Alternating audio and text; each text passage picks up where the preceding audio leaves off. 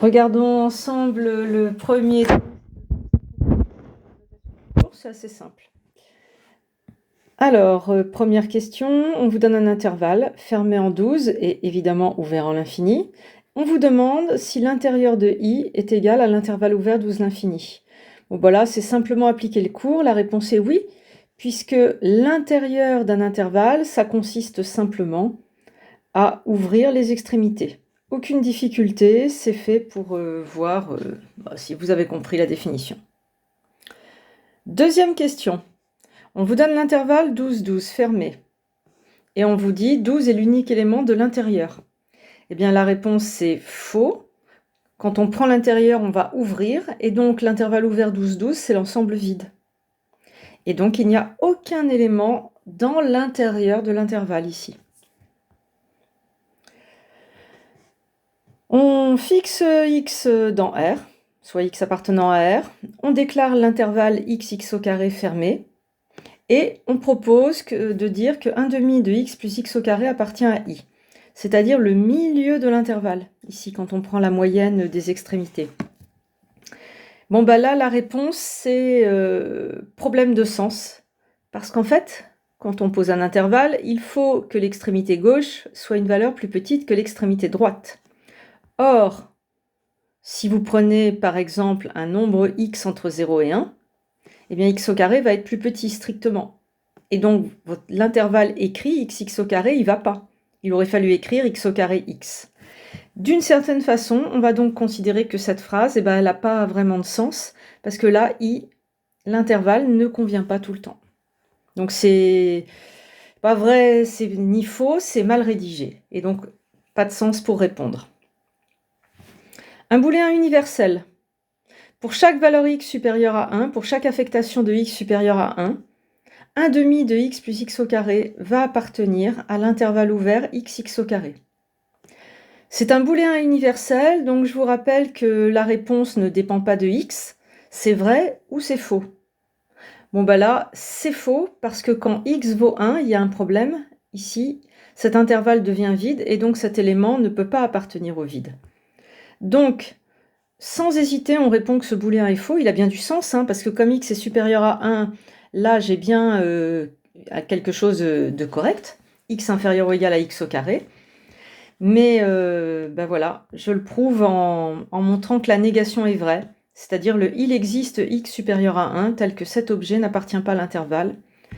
Et donc mon affectation c'est x égale 1. L'autre question, soit x supérieur à 1, alors... Qu'est-ce qui change par rapport à la question 4? Fondamentalement, pas grand-chose, c'est un peu le même sens. Ce qui change, c'est la manière de rédiger. Dans l'énoncé 4, c'était un booléen, donc la réponse ne pouvait pas dépendre de x, c'était vrai ou faux. Ici, on déclare x plus grand que 1, et là, on propose un petit booléen qui dépend de x. On va donc proposer cette fois une réponse rédigée avec cette dépendance à la valeur x.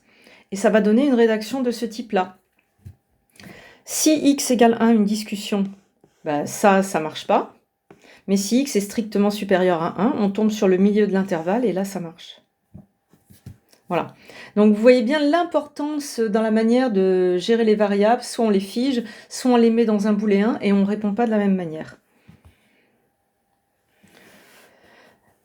Sixième propriété, pour chaque affectation de R, x au carré est inférieur ou égal à x. C'est faux graphiquement.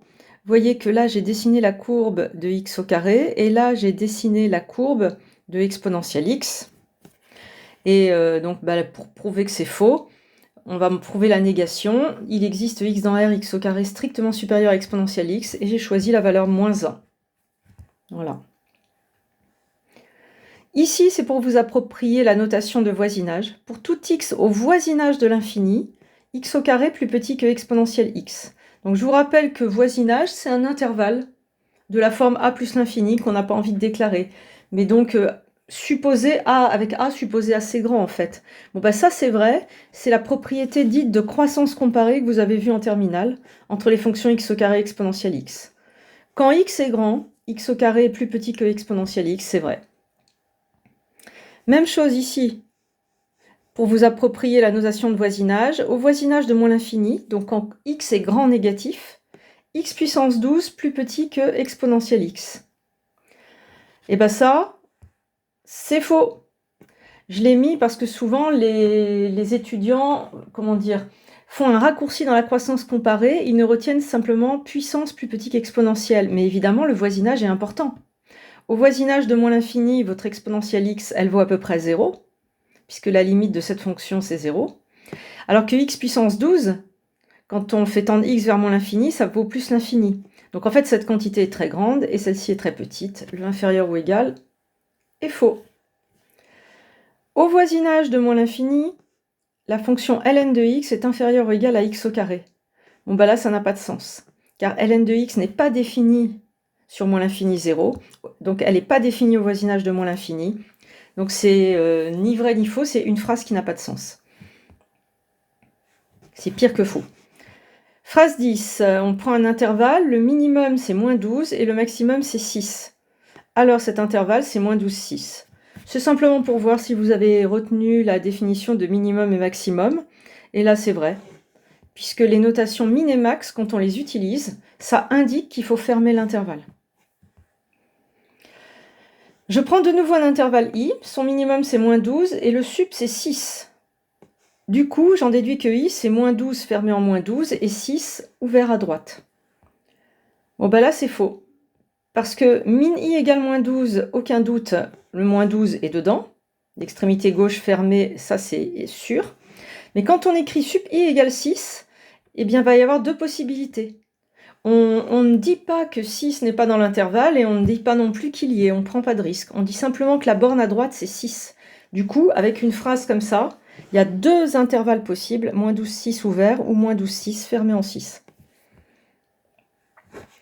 Je prends un intervalle tel que le minimum de i, c'est moins l'infini et le maximum de i, c'est 0. Du coup, i, c'est r-. Bon, bah ça, c'est une phrase qui n'a pas de sens. Vous n'avez pas le droit d'écrire minimum égale moins l'infini. Vous ne pouvez pas fermer l'intervalle en moins l'infini. Un minimum, c'est forcément une valeur finie. Par contre, vous auriez pu écrire inf i égale moins l'infini. Ça, c'est autorisé. À bientôt pour la suite du cours.